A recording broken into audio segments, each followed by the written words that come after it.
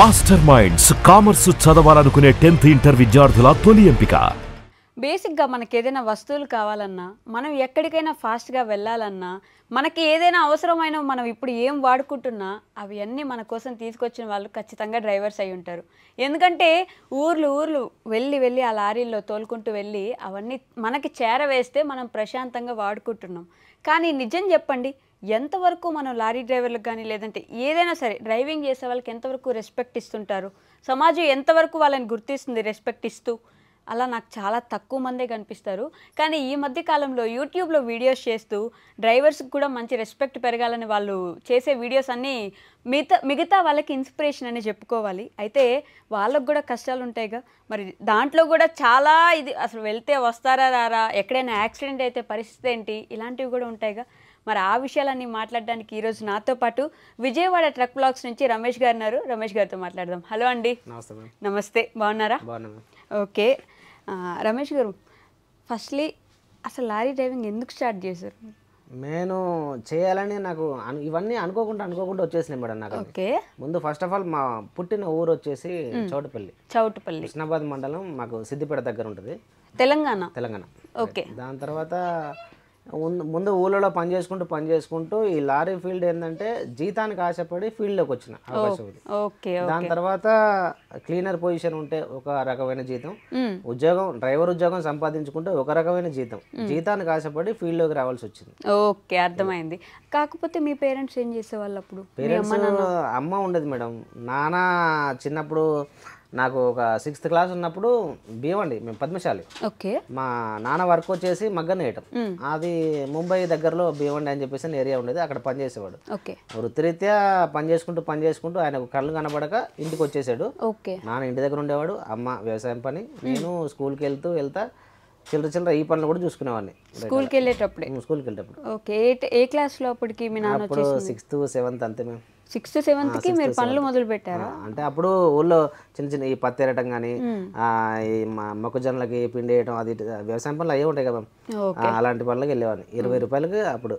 20 రూపాయలు ఏమొస్తుంది అప్పుడు? 20 రూపాయలు అప్పుడు అది గొప్ప మేడం. 20 రూపాయలు అంటే నేను ఎలా చూసుకున్నాను అంటే, వెళ్తే ఒక 4 రోజులు వెళ్ళేవాళ్ళు. 4 రోజులు అంటే 4 80 రూపాయలు. ఈ లోపు స్కూల్ ఒక 2 రోజులు, ఇది ఒక 4 రోజులు, వారం కంప్లీట్ అయ్యేది. ఆ రకంగా నెట్టుకొచ్చేవాడిని. ఇటు 2 రోజులు స్కూల్కి పోవాలి, అటు అది మేనేజ్ చేసుకుంటారు.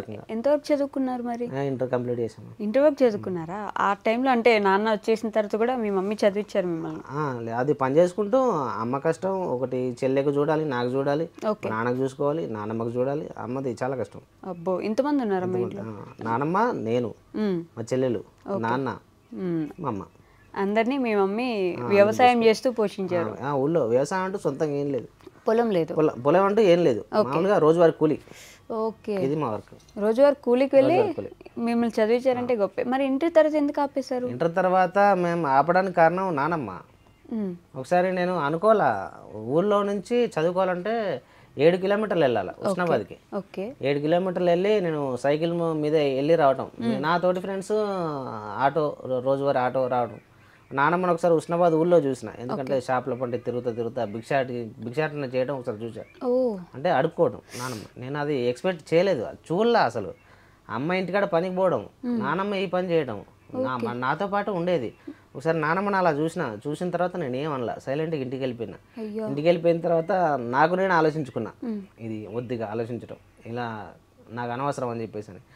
ఈ ఏదైతే నేను చదువుకోవడం, అమ్మ కూలి పనికి వెళ్తుంది, అప్పటికప్పటికి వ్యవసాయం పనులు వెళ్ళిన చోటల్లో ఆమెకు దెబ్బలు. ఒకసారి కట్టెలు ఎత్తుకొస్తూ, మాకు సరైన గ్యాస్ కూడా లేదు అసలు. 2000 నాకు 20 సంవత్సరాలు 22 సంవత్సరాలు వచ్చేపాటికి మా ఇంట్లో కరెంటు లేదు.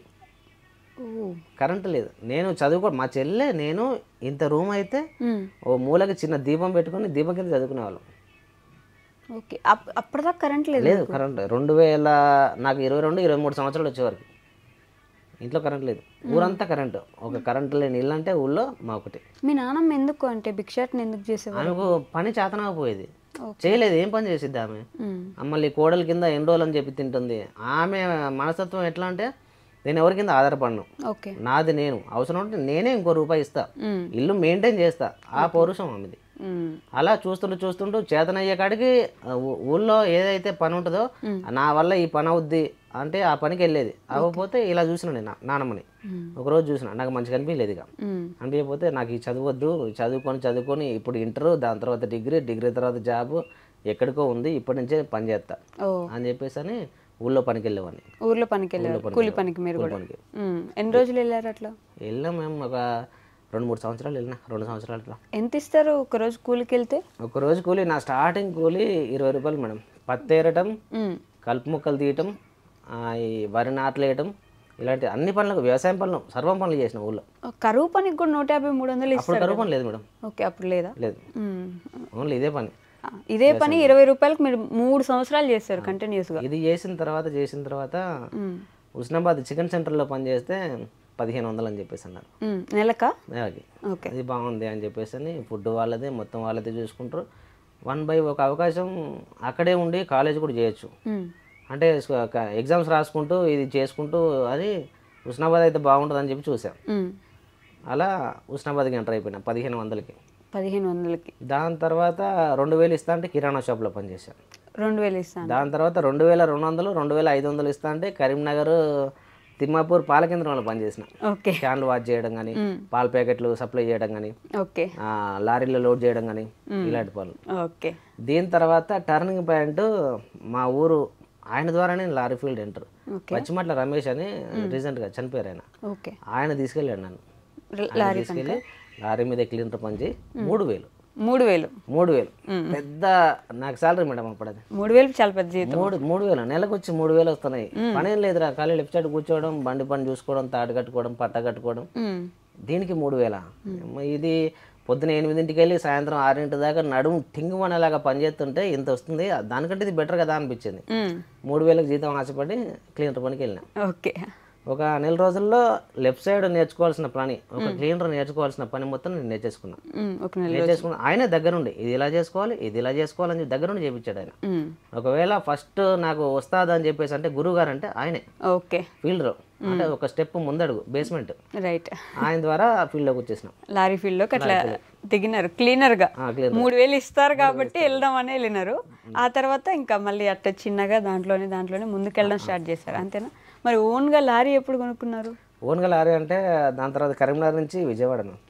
కరీంనగర్ నుంచి విజయవాడ ఎందుకు వెళ్ళారు? ఈ మధ్యలో చాలా సినిమా ఉంది మేడం కరీంనగర్ నుంచి విజయవాడ అంటే. ఫస్ట్ ఆఫ్ ఆల్ ఎక్కడ ఆగింది మన స్టోరీ మేడం? 3000 దగ్గర ఆగింది. అవును.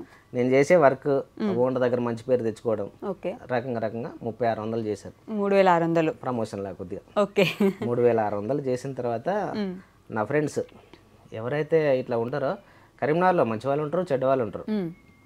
చెడ్డవాళ్ళు పరిచయం అవ్వడానికి కారణం ఈ ఉన్న ఒక ఫ్రెండ్ ఆదిల్ అని చెప్పేసి అని నా ఫ్రెండ్. ఎందుకంటే మంచి ఈ నమాజ్ చేసేవాడు 5 పూటలు. నాకు చదువుకుంటూ దాన్ని తెలుగులో నాకు ఎక్స్ప్లెయిన్ చేసేవాడు. అలా ఇలాంటి పనులు చేయకూడదు, దొంగతనాలు ఎందుకంటే లారీలో దొంగతనాలు సహజం. ఏదన్నా అప్పుడు బాగా చూసాను నేను. ఏదైనా లోడ్ వేసుకెళ్తే కానీ డ్రైవర్ తెలియకుండా ఇవ్వండి దాన్ని చూసుకోవడం, డ్రైవర్ వెళ్ళిపోయిన తర్వాత ఆ డబ్బులు పాకెట్కి మన కింద వాడుకోవడం, అలాంటివి మనం చేయకూడదు, అవి తప్పు అని చెప్పేసి నన్ను సరైన మార్గంలో నడిపించాడు ఫస్ట్ ఫ్రెండ్. దాని తర్వాత దేనికోసం వచ్చావు అంటే నన్ను ఒక గోల్ వైపు నడిపేయడం. ఎలాగంటే ఈ ఫీల్డ్లోకి ఎందుకు వచ్చినాం, నేర్చుకుందాం అని కొందరు వస్తారు, నేర్చుకొని వెళ్ళిపోదాం అని చెప్పి కొందరు వస్తారు. 3000 జీతానికి ఆశపడి 3 నెలలు చేసుకుంటే 9000 ప్లస్ బోనస్ కింద ఒక 1000. 3 నెలలు చేసుకుంటే 10,000 వస్తున్నాయి. 10,000 కోసం కొందరు వస్తారు. దేనికోసం వచ్చావు అని చెప్పి కొంచెం ఆలోచింపజేశాడు. నాకు అంత తెలియదు మన నువ్వు దేనికోసం వచ్చామంటే నా టార్గెట్ డ్రైవర్, లెఫ్ట్ సైడ్ నుంచి రైట్ సైడ్ రావాలి, లెఫ్ట్ సైడ్ నుంచి రైట్ సైడ్కి వెళ్ళాలి. ఆయన టార్గెట్ అది. నా టార్గెట్ మెయిన్ డబ్బులు ఎక్కువ కావాలి. అలా చేస్తే ఏంటి మరి 6000, ఇక్కడ 3000, అక్కడ 6000. అక్కడ 6000 ప్లస్ రోజువారీ బేట, కమిషన్లు. రోజువారీ బేట అంటే తిండి ఖర్చులు. రోజుకి అప్పుడు 100 రూపాయలు. ఒక ట్రిప్ పొద్దునెళ్ళి సాయంత్రం వరకు ఒక ట్రిప్ కంప్లీట్ చేసుకుంటే ఒక 300 రూపాయలు. Local trip Karimnagar association union office నుంచి రైల్వే స్టేషన్కి, గర్రపల్లి నుంచి గర్రపల్లి గోడౌన్స్ నుంచి రైల్వే స్టేషన్కి, ఈ రకంగా రోజుకు 2-3 ట్రిప్పులు పడేటి. ట్రిప్కు 100 రూపాయలు లేదా ట్రిప్కు 200 రూపాయలు. ఇవన్నీ కలిపితే 15,000 రూపాయలు అయ్యేటి. అవన్నీ దాచిపెట్టుకునే వాళ్ళు. అవన్నీ అంటే ఓనర్ దగ్గర సేవ్ అయ్యేటి. మనం లెక్క రాసుకునే వాళ్ళం. ఇవన్నీ ఓనర్ దగ్గర సేవ్ అయ్యేటి. 6,000 జీతం ఆయన దగ్గర సేవ్, రోజువారీ బేట మాత్రం మనకి ఇచ్చేవాళ్ళు. ఓకే. తిండి ఖర్చులు వీటితో ఇవి తిండి ఖర్చులకు వాడుకో, మిగతా ఏం ఖర్చు చేసుకోకని చెప్పేసి అవి సేవింగ్స్. ఓకే. మిగతా మొత్తం ట్రిప్ మామూలు ఈ మిగతా వగేరా జీతం ఇదంతా ఓంట దగ్గర సేవ్ అయ్యింది. నెలకు వచ్చే వరకు 15,000 ఆయన దగ్గర సేవ్ అవుద్ది, ఒకటేసారి తీసుకోవచ్చు. ఎట్లా 15,000 ఎట్లయినా 6,000 కదా మీ జీతం? 6,000 జీతం, రోజుకో ట్రిప్ పడుతుంది. అవును. ట్రిప్ వచ్చి 300 సపరేట్ మళ్ళీ. ఓకే. అంటే నెలకు 30 పడవు, ఓ 20 వేసుకోండి, ఓకే. 6,000 అవి 12,000 అవుతున్నాయి. రోజువారీ బేటాలు అదని ఇదని చాలా ఇంకా అయితే 15,000 అవుతాయి. అయితే ఇవన్నీ 15,000. అప్పుడు మళ్ళీ ఆలోచన, బా లెఫ్ట్ సైడ్ నుంచి రైట్ సైడ్ రావాలా,